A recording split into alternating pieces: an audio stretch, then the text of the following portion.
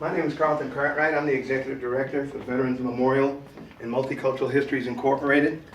Today is April the 18th, 2024. We're at Riviera Beach Preparatory Achievement Academy, and I have my students with me. That is Camiana, Samaya, Dakila, Ariel, and Mari. Okay, and sir, what is your name? Stanley Campbell. Yes, sir. And where were you born? Born in Miami, Florida. Okay. I think I was reading some material on you somewhere, but you said Overtown or Liberty City? Liberty City. There you go. My mother was born over town. Okay. What city do you presently live in? Where do you reside? I live in Palm City, Florida. Okay. You mind telling us when your birthday is? May 19th, 1955. Okay. And what are you presently? What is your present day occupation? So I own two companies, well maybe three if you count them that way. I own Eagle Force Health, and Eagle Force Associates is one company.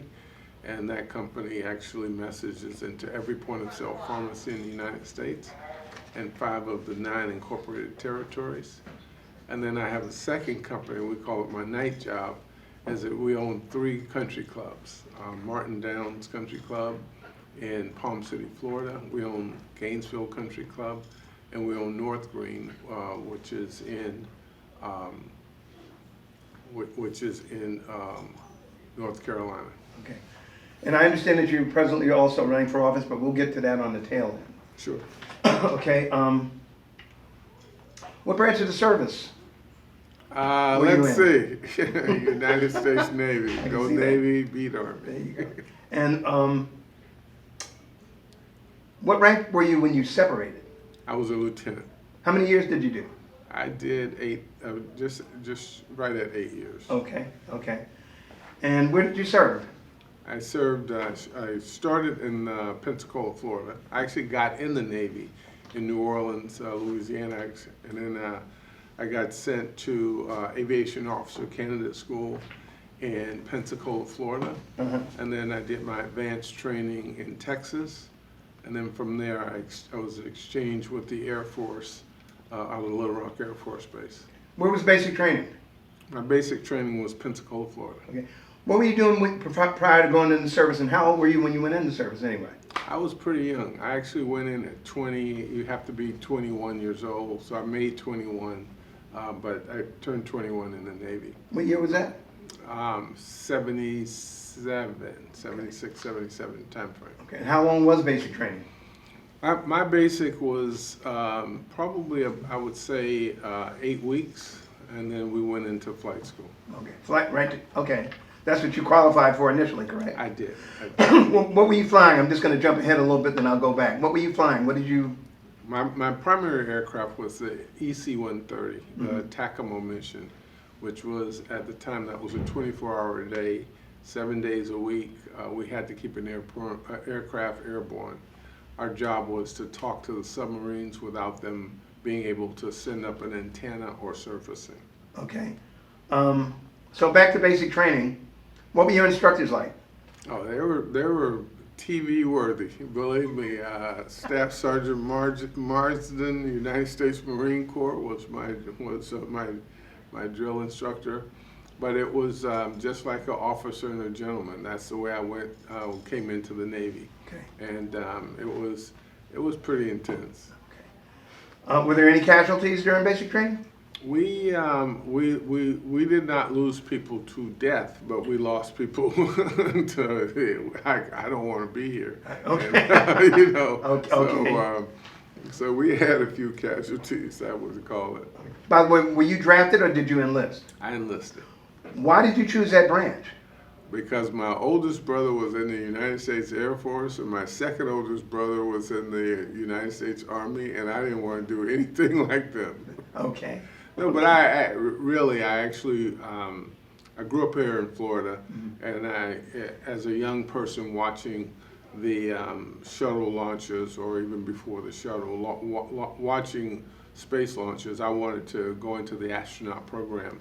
and all of or most of the folks who were leading in that program, like John Glenn and others, were United States Navy trained. Okay, so you really had your eyes on becoming an astronaut? I did. Uh-huh. I did. Okay, fantastic. Okay, where was tech school? So all of our basic training was done in Pensacola, Okay. and then we went to Whiting Field for our intermediate training. How long was that? So started at Softly Field for probably about 3 months, and then we went over to Whiting Field for another 3 months, and then I did my advanced training in Corpus Christi, Texas, Okay, which was another 3 to 4 months. okay, okay. And how were those trainings, and were there any casualties? Anybody get hurt? How were the instructors? Well, excuse me, so we probably had, I think we had a few accidents. I don't recall anybody actually dying, but you know, you don't talk too much about folks dying in training. But I don't recall anybody dying, but we did have some accidents. Okay. None with me though. Good. That's good news. Were you in combat zones?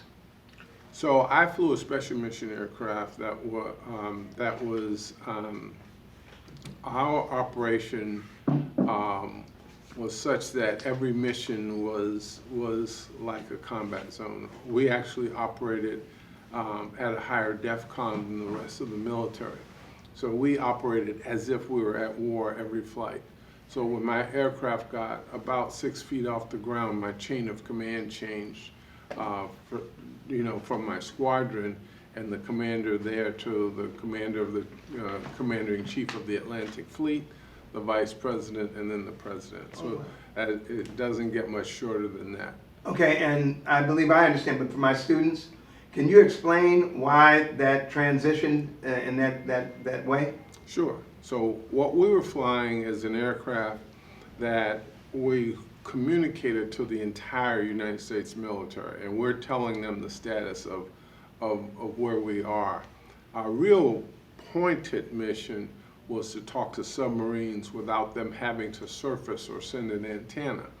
And if we have, let's say, 8 to 10 submarines and they don't have to surface, one of our ballistic missile submarines has enough power, let's say, just short of France, meaning you have to deal with them as if they're an entirely different country. And as such, if a certain number of things happen in the wrong way, then they then become autonomous, and if you're fighting the United States, you've got that many different United States that you have to deal with, and they can take out any place. Okay, okay. Where was your first duty base after basic training, after all your training? So after I got done with the Navy's training, I actually went to fly with the Air Force for a little while. That's where I learned the C-130 and the special mission assets associated with how you fly it in a restricted environment. And then I went to the Navy at the Naval Air Test Center in Patuxent River, Maryland, where we then advanced into the squadron. So I did 3 years at Naval Air Station, Patuxent River, Maryland. Okay, okay, And my squadron there was VQ4. okay. While you were stationed there, did you deploy anywhere? I deployed a lot of places. Such as? So if you look at the Atlantic Basin from north of the polar cap down to Brazil on both sides of the ocean, if it was a friendly country, I went there. If it was kind of quasi-friendly, I probably went there, but I didn't go there with a mission aircraft because we actually supported other assets with our non-mission aircraft. Okay, so over the 3-year period, in your estimation, how was your tour? I mean, how did it go? Did you have any conflicts with within the service or without? places that you visited. How were you treated as far as going to visit different economies, so to speak, different countries, cities? Sure, sure. So, you know, the military trains us well.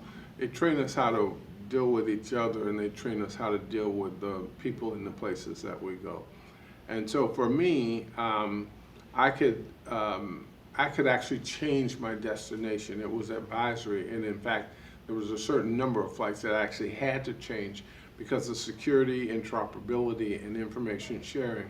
Once you took off, you were almost like a totally separate entity, and you operated that way. So if I decided I wanted to go to Spain, then we would be going to Spain, and I would land in Spain, and they would get us berthing, and we would, you know, for our time off, we would hang out in Spain, and then we take off, and then if we decide we want to land in England, we take off.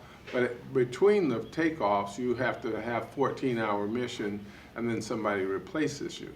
So, so you fly, but not to your prudent limit of endurance, meaning your maximum time. You fly about 2 hours short of your maximum time, so that if the plane replacing you had a problem getting airborne, then you would have that 2 hours, and then they could actually get another crew going. But for me, going to, you know, Europe for the most part, but going to Poland, or I mean not Poland, but to the northern polar cap, you know, you're in Sonderstrom or Thule, you meet people who, you know, you really meet Eskimos, you know, that kind of thing. You mean Greenland, right? And Greenland, yeah. Yeah, Thule, Greenland. And then when you now are in South America, Recife was a place that was a non-mission for us, my mission, but we're doing a NASA mission down there. You got an entirely different group of people. You go to Spain, a different set of people. And so you adjust yourself accordingly when you're in those environments. Did you say a NASA mission? Yes, there was a NASA mission where NASA does certain tests on different rockets that we have. So they would launch the rocket from like the Cape, and it would land all the way down in South America off of Recife, which is the furthest point out over the ocean when you go down South America. Okay. So we would station out of Recife. Was that within a particular country's airspace or not? Well, we went through a lot of airspace, but because it was over the ocean, it was not generally in country's airspace. But the recovery was very near Recife. Okay. Okay. Speaking of, okay, so where was so 3 years you spent in the squadron. Right. A little bit more than 3 years in the squadron. And what state was that? So the squadron is in Maryland, but right. When we take off, we go pretty much any state that's close to the ocean, and then we can also any friendly country that is close to the ocean. So when we're in Europe, it was mostly U.S. military bases. How long were you stationed in Europe? So I wasn't physically stationed in Europe, but when I flew, we would fly and land in Europe. Well, our missions were structured in 2-week cycles. Mm-hmm. So you go 2 weeks on, and you know you're supposed to be a month off, but I was a young jock, so I would do 2 weeks on, and then 2 weeks off, and then 2 weeks on. Okay. And when I was on, you're flying every day. You're flying 14 hours a day, mm-hmm. and when you land, you actually have to prepare the airplane to take off again. So, okay. How many miles? What's the maximum amount of miles per hour that you're playing? You know, how? Yeah. What was your top speed? Yeah, so we're it's a big airplane, so we're not going that fast. We're maybe 400, 400, let's say, miles per hour. But our job was really to take off, and then when we start our communication, we actually slow down. Oh.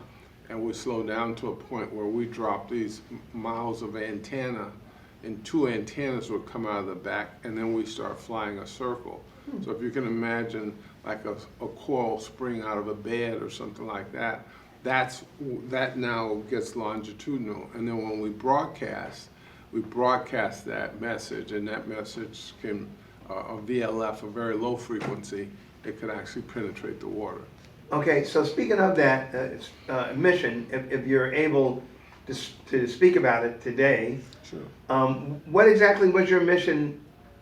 I'm trying to figure out what you were doing. So we What the have, purpose was. yeah, we'd have anywhere from 14 to 17 people on the airplane. Mhm. Today, that mission is flown on the E6. It is probably the highest flying priority in the entire United States military. It's based center country, because if you're now launching weapons against us, you want to have as much time to get airborne as you possibly can. So that mission moved from Pax River, Maryland to central of the United States. But that being said, they take 2 crews, and they can airborne refuel. So they don't have to land. That plane can stay airborne 24 hours a day. But our core mission was just that. In writing, they say to speak to all PSYOP or non-PSYOP forces. So all strategic and non-strategic forces. So we could actually be talking to a commercial carrier that was moving military munitions or anything else like that, because we are the tip of the spear. It doesn't get any further than that. There's a lot of life and death based on that mission. After that 3-year stint in Maryland, where was your next duty base? Washington, D.C. Yeah, Right down the street. Right down the street. What was your job, or what was your mission when you went to your next duty base? So I had what is tantamount to a short mission. I was originally moving there to take a Navy recruiting position to put people into the Naval Academy or into the United States Navy as a pilot. Or my background is physics and mathematics, so I also interview people for the nuclear power program for the United States Navy.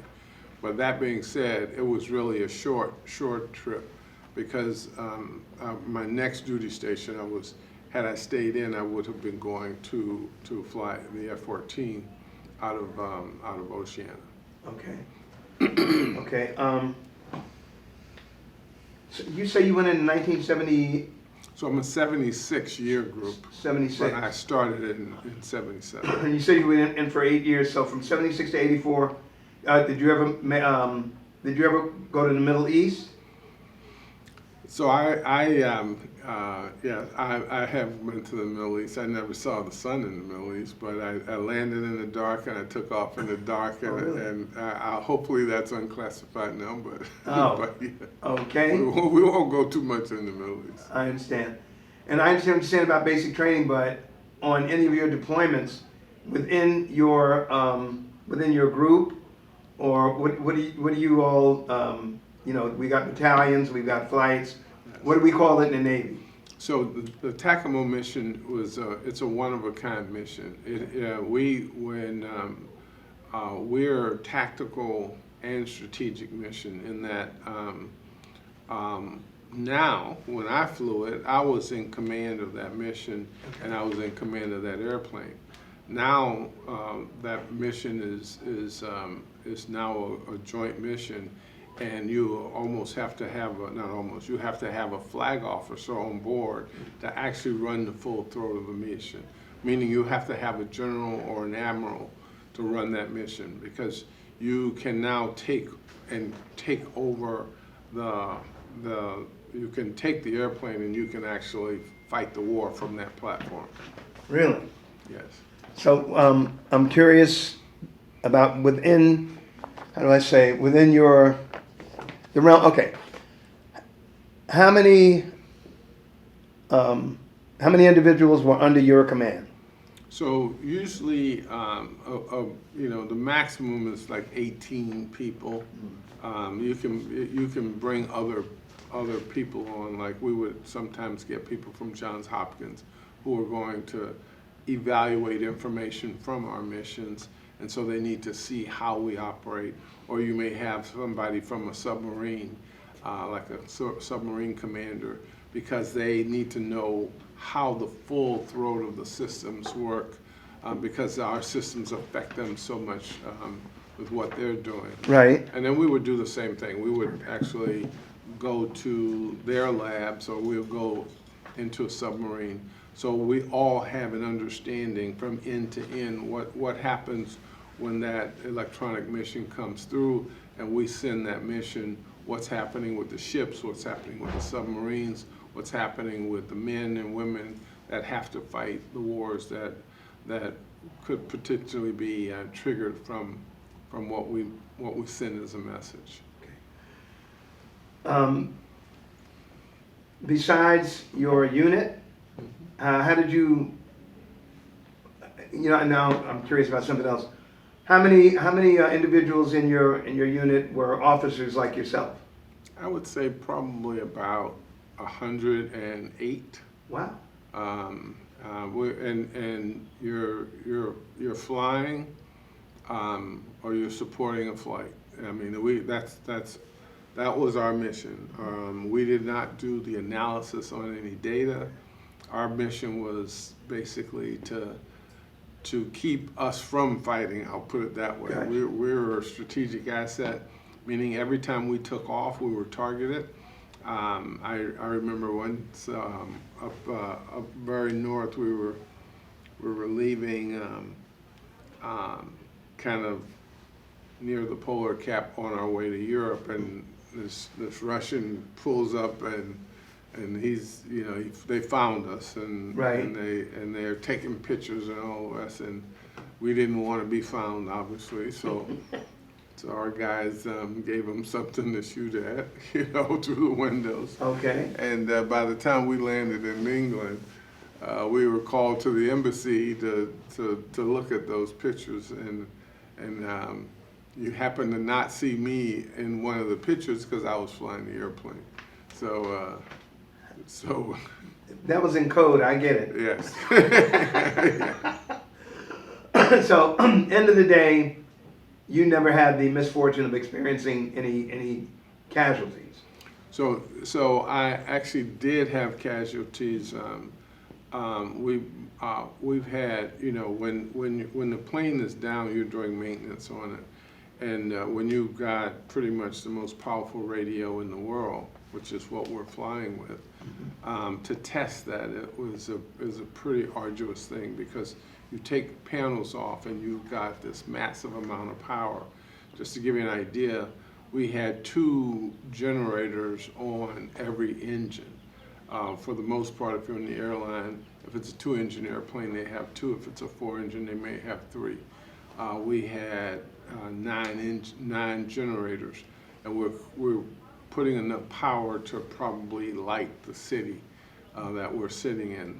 So when we put that message out, it could actually be heard around the world. Really? And that being said, I had a young guy who was testing, and all he was supposed to do was to find where the system was arcing, because we had some problem with it. He found it, and of all the people, he found it, he saw it, and he pointed at it, and the charge actually hit him, and he passed away from that. Wow. Another guy was a motorcycle accident. Those, as a young person, having not much experience with death, and you've got to now escort that body home, and you've got to now go through the full ceremonial parts, that becomes very, very tough on a young person, as I was. Mm-hmm. But you're trained for that as a part of your job, and obviously you do the job. Okay. By the way, how was the food? The food with me was great, because we had 2 kitchens on our airplane. I'm not like those jet jocks who are, I call them go fast and do nothing. We had real jobs, so we had real real cooks on board. You were flying, I think you mentioned C-130, but how, compared to the C-130, the plane that you were flying was which model?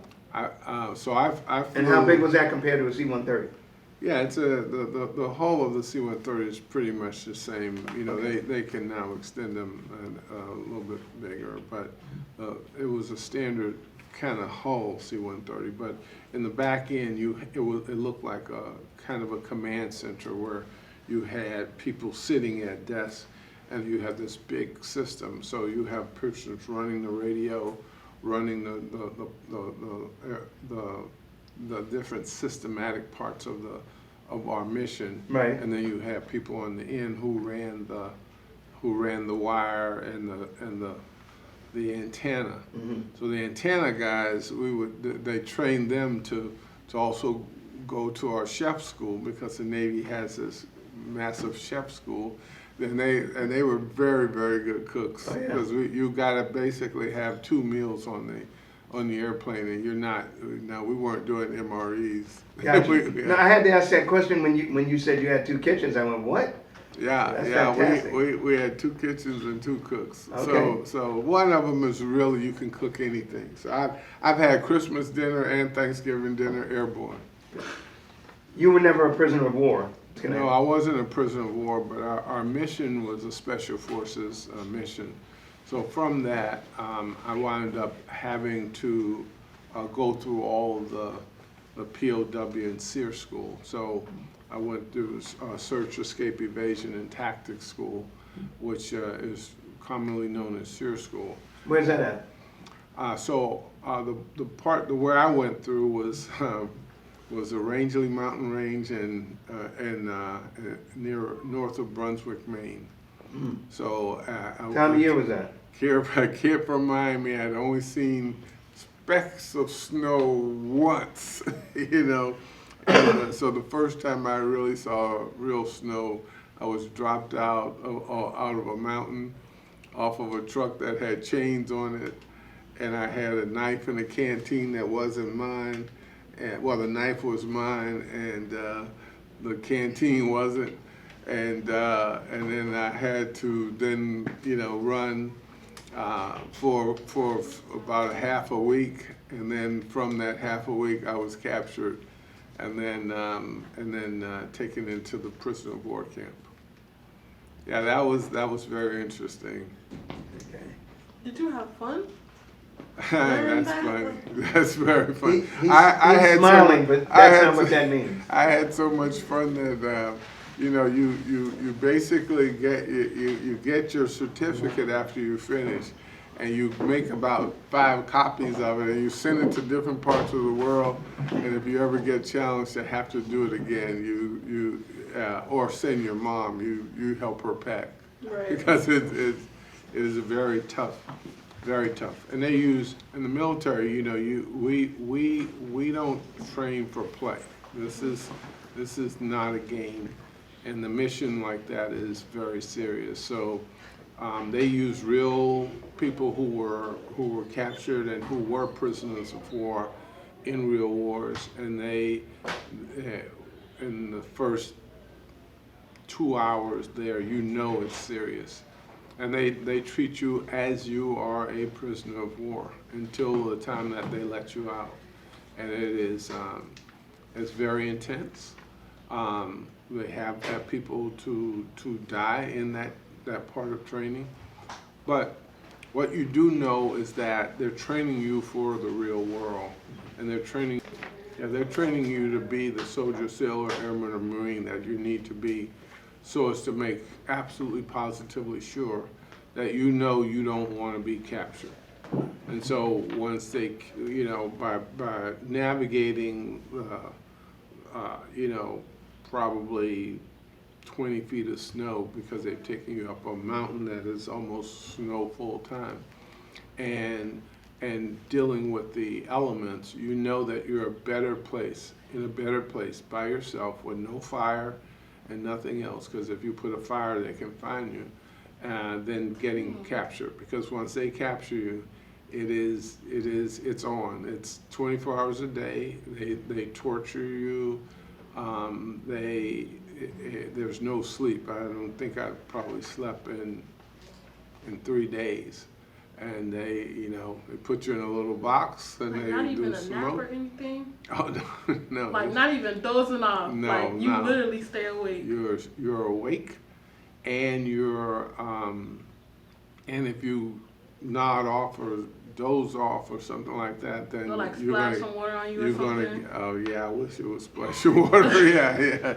They splash. They splash something on you. It's not water. Okay.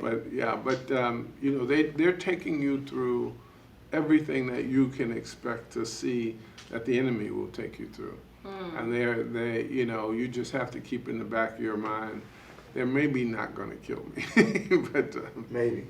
yeah, maybe. I have a few more questions for you. Awards and citations, medals. Yeah, I have a few. I'm not the award guy. The interesting thing about our mission was when you got your mission orders, it say authorized travel in civilian clothes, which is a different way of saying don't put any badges or any patches because they don't want you to know if you're captured, if you're caught or captured. They don't want people to know anything about you. You give them your name and your serial numbers. So for me, I was probably I never flew a mission airplane that had another black person on it, as an example. So I'm going to be thought of as the cook, not the person who's running that mission. Like the help. Exactly. But the key there is you get into a mindset that this is a very serious mission because it is the tip of the spear for the entire United States and most of the world. And so you treat it very seriously. And so I was looking for pictures, and I really didn't even have any pictures. If you can imagine, just think of the number of pictures you'll take today. I don't have that many pictures for 7 years in the United States Navy. So I have a question though.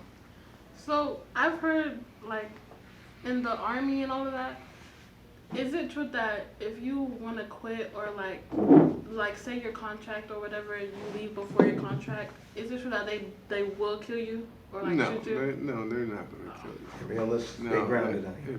if you I'm serious. Let's yeah. be I grounded. didn't know. Yeah. Go No. ahead. I'm sorry.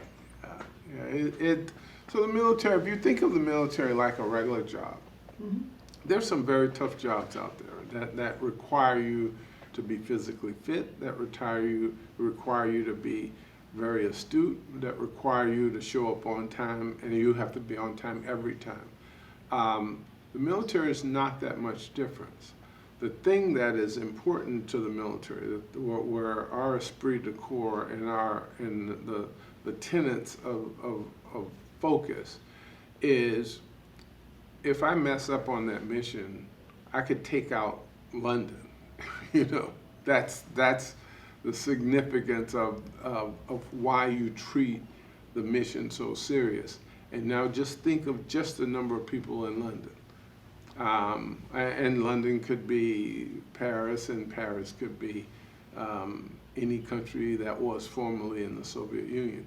So when you take on something like that, or you're selected and you serve in that position, you treat it that way. And so, so the discipline that it takes, for me, I tell you, on my way out, I was a very disciplined person coming into the military because I kind of knew what I wanted to do. But I wrote a letter saying, I don't know that this mission might be a little bit more challenging to the normal person my age, and that maybe they should move a mission commander position up a few levels, because it was very serious, very, very serious. Did you have any issue ever staying in touch with your family while you were in the service? So when you are on mission, you're not to tell people where you are or where you're going. Right. Now, once you land and you leave, even if you're on your break, you can make a call or something like that. Gotcha. You're encouraged not to, because if I'm in Rota, Spain, then you can kind of get an idea of how long I've been gone, when I left, and when I'm coming back. And if you can imagine, you know when I'm coming back through Bermuda or someplace like that. Bermuda is where we had our quick reaction alert, meaning the stuff you see on TV where the guys are running to the airplane to get off. Because if something happened where you're relieving airplane, the plane that is supposed to get airborne before you go down, if that plane has a problem and you got your extra 2 hours, then they have about 20 minutes to get airborne. They can stay airborne about 8 hours so that the squadron can then get another airplane up to, so that they can get back on alert. So those kinds of things are all part of the cycle. And through my entire 3 years, we never had 1 minute miss on having an airplane airborne. Okay. How did you handle the pressure and the stress of that job? So when you know the job, you treat the job as the job. This is our mission. This is what we have to do. This is what we've got to accomplish, and you just have fun with it. Okay. You pre-flight, you can chum around a little bit, but you know what your mission is. And then when you land, guys would kind of party a little bit. For me, I did a little bit of that when I was the junior pilot, but once I became the number 2 pilot, I got real serious because I was the number 2 pilot on the skipper's aircraft. Mm-hmm. And so I really got to do my job and the skipper's job. And then once I became the plane commander, I was well ready for that position. Okay. All right. Tell me, really last question about your service, 2 of your most memorable events that happened, and also would like to know all the different places that you traveled in the world also. Sure. I would say, that's inside and outside the service. I was also tested airplanes for, we have an engine out and we fix it and you got to go test the airplane. But I can tell you, so you can land with an engine out, not a big deal. But I can probably tell you I have 2 really significant ones. One, I'll tell you, when I was a co-pilot and I was in the right seat and we're taking off out of Brunswick, Maine, the love Brunswick. It was a very bad day. The weather was very bad. And we had a special certifications that we could take off with 0 visibility and 0 height. And so that means that if you find the first line in the runway, you can go. And they would have a truck to take you out. Well, we got out to the runway and we're going down the runway. And I called V1, which is we're going flying. There's no time to abort then. Right. So, and as soon as I called V1, we thought we heard something hit. And I called rotate. It's our next call. And V1 and rotate. And then we got this one little clear area about the size of the room, and you could just see all the seagulls had actually were right in the center of the runway. And now we started hitting these seagulls. And it's a brand new airplane, and I'm like, very nervous, and I'm, okay, what do you want me to do? And the best lesson I ever got in an airplane, very best lesson. The plane commander said, gear up, meaning that what he's saying, go through your normal sequence and your normal cycle, pay no attention to these birds that we're taking, and you could hear them and you could smell them because they're going through the engine. And you see them bursting in, like bags of blood on the windows. Mm-hmm. And all he said was gear up. And the lesson was that you fly the airplane first. Right. And that was the best lesson. The other one was I was a plane commander, and the weather was bad over the ocean, so we were kind of going up and down the coast, and we had a fire, and we happened to be near Maryland with the fire, and we're trying to find some place to land, and the only place we could go was our home base was the only place that was open. It's like 2 or 3 in the morning, and I'm doing this approach, and the fire's in the cockpit. Wow. So I'm ducked down, and the co-pilot is ducked down, the engineer's ducked down, and we already depressurized, and the air is going, and the flame is the little bit of flame, but a lot of smoke is coming right over our heads. I land the airplane, and as we evacuated, now you got 15 guys got to get out, and they all picked the front door to go out, and I was the last one out. I got to the front of the airplane, I passed out, and then I kind of woke up in the hospital because I had gotten a bit of smoke. Right. But you know, your crew, this is where you know the crew is very dependent and very trustworthy, and that they really, really like you when you land an airplane that's on fire and the fire's in the cockpit, and they all get out to go home to their families. Yeah, So I bet. that was pretty interesting. So when you got out of the service, what did you do?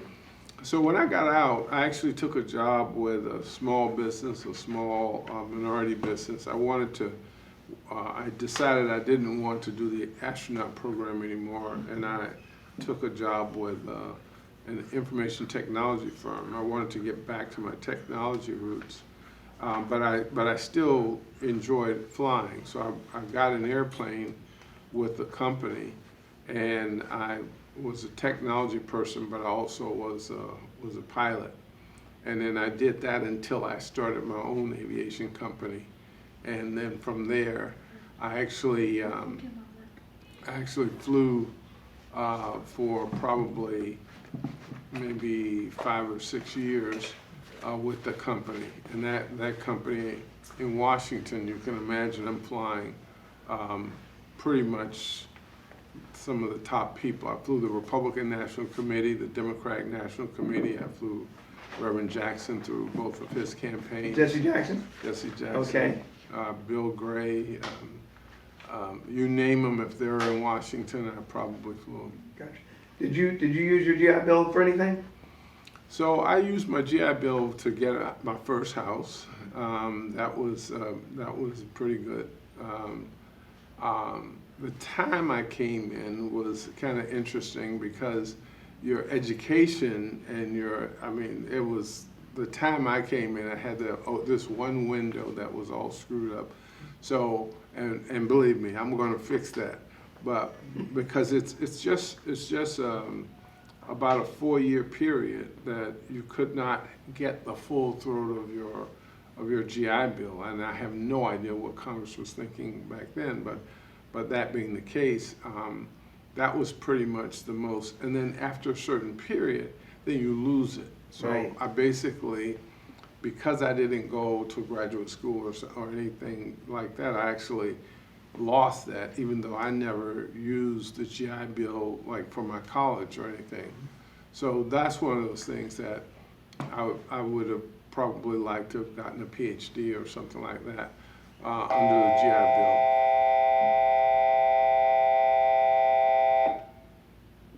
Okay. Have you retained any of your close friendships from the military? A lot of them. A lot of them? A lot of them. Good. My 2 roommates, if I probably call and say, look, I need you tomorrow, they'd probably be here tonight. And they live in Virginia. Did your military experience influence your thinking about war, about the military in general? Oh, absolutely. In what way? So, I flew strategic aircraft, and so to understand the tactics, you have to understand the strategies. And since I started with strategies, then how are different parts of, the Navy, Marine Corps, Army, Air Force, how we actually go to war, you have to understand all of the dynamics, because you have to know what the recipe is to make the win. And so, so that being the case, that's kind of one of the things that I'm a little bit disappointed with how our elected officials are, because we don't have many of them that actually know those systems, particularly in the United States Senate. So what winds up happening is we, like if you look at the Israel war as an example, that was a failure of human intelligence. But nobody's selling human intelligence because that's an agency thing. The CIA or other organizations actually do that. They sell technology. So your ELINT, MASSINT, SIGINT, Signals Intelligence.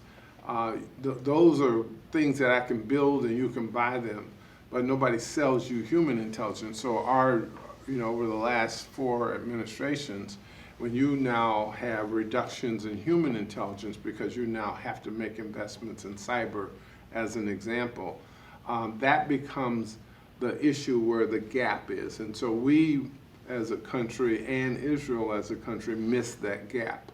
Those are the kinds of things that a person with my experience, we're not going to miss that gap, because we have to understand how the balance of our assets work to keep us all defended. How did your service and your experiences affect your life? I think for me, I used to be the guy that would just show up. Now I'm the guy that shows up on time. I'm the guy who is there diligently. If I say something, I mean it, and when I mean it, you can expect a delivery. And so I was always a disciplined person. You can't be non-disciplined and study physics. You're not gonna finish. Right. Physics is a tough guy's sport. But the discipline that I've actually pulled from the military and how you show up. I could easily have come in today with my tie open or no tie at all, and I can have been very comfortable. But when I show up and I know that somebody might depend on this for whether they get into the military or not, I want them to see me, number one. Number two, I want them to see me in a way that they think that I can do that. I can actually dream to be an astronaut and do that. I can dream to be a pilot and do that. And so what does that look like? Well, it looks like all of us. And so those are pretty much I would say the key components. I was always a studious person. I learned how to learn. A large part of that was in the military, but as much of that was in college as well. Okay.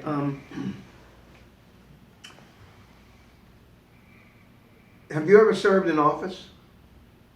I've never Political office? I've never served in political office. Okay. But I understand that you're running for office now. I'm running for the United States Senate in the great state of Florida. And what is your platform? First of all, what district? So I'm running for the entire United States Senate. So I have to cover from Pensacola to Key West, Gotcha. and Jacksonville included. And what is your platform, and what are you concerned about the most as far as what is going on in the political atmosphere today? So the most is a little bit of a challenge, because we've got a number of very significant things that we have to deal with, many of which we have to deal with even before I get there, but we'll have to deal with once I get there. If you look at Israel as an example, that's a big issue, because Israel serves as a tipping point for a number of other wars that if we don't get it right, then we have the invitation of 3 more wars. Mm-hmm.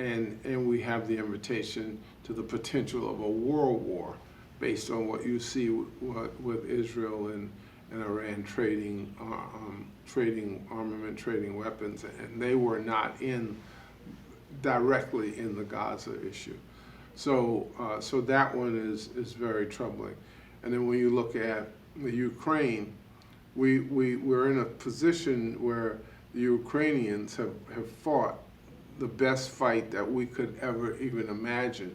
They've actually taken out 2/3 of the trained military from Russia, and they've taken out almost 2/3 of their ground-based armament.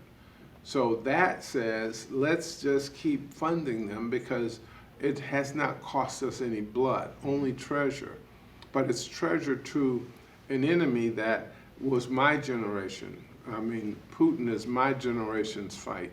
And he was a remnant from my generation with Ronald Reagan and the like, where we left that remnant to stand, thinking that we could negotiate or deal with him, and he turned out to be just who he was always.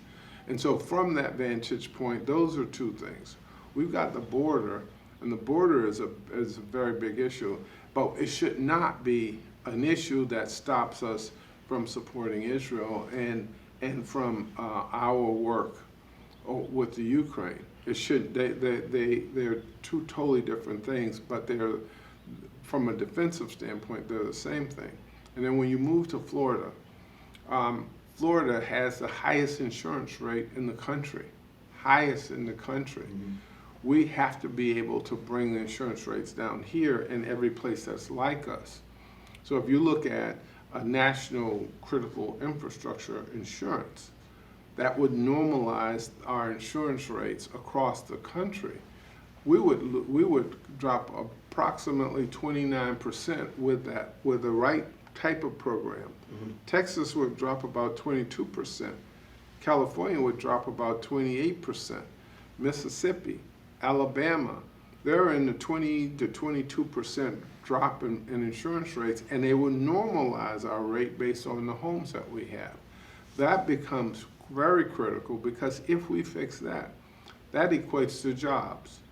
Then you look at transportation, we have,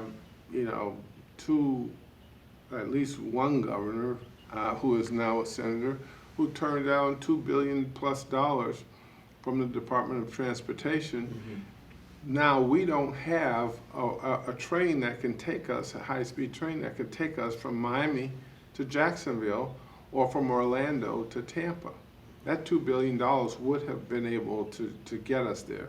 Now, fast forward to today, that's about $6 billion, and we don't even get the full throat of it. But we've got to get that $6 billion. We've got to put it here, and we've got to use it, because we already know that doing nothing is not an answer, and that's what we see with in the Senate and in the House. There's a lot of doing nothing. Okay, last question. As a black man, as an African American growing up in this country, the experience that you've accumulated, acquired, education that you've managed to cultivate, as well as the career that you've had in the military, what do you feel is the greatest obstacle in the black community in society today, going forward? I think we've got a lot of challenges. I mean, in the state of Florida, when people start describing slavery as a jobs program, that their thinking is not properly aligned. Whether it's something that is intentional or not, if they're trying to save something or somebody, then that's fine. Our issue is we've got to be able to study ourselves. When I go out and I talk to kids, I used to say, following Reverend Jackson's model, I'd say, if you knew anybody that has a gun, raise your hand. And you got everybody to raise your hand. And then you say, if you know anybody that's shot, then you'll see some of the hands go down and you'll see half of them stay up. But I get that down to the question of, have you ever seen a Klansman at the door of the library? Now, the internet is the world's largest library, and no hands go up, because they have not seen the restriction of me going into the library to study. Today we're in a library. And though most of these books and the things that we would need to learn are on the internet, that the library stands as the metaphor. If we put our mind to it, there is nothing that we can't achieve. That's the example for all of us. If we put our mind to it, there's nothing that we can't achieve. And so that's if there's any way that I could actually present from all of the questions today, that would be the one that I would say. We just put your mind to it and you will get it done. Thank you very much. I want to thank you for your service, and I also want to thank you for a fabulous interview. Well, thank you. Thank you for having me. Absolutely. Our pleasure.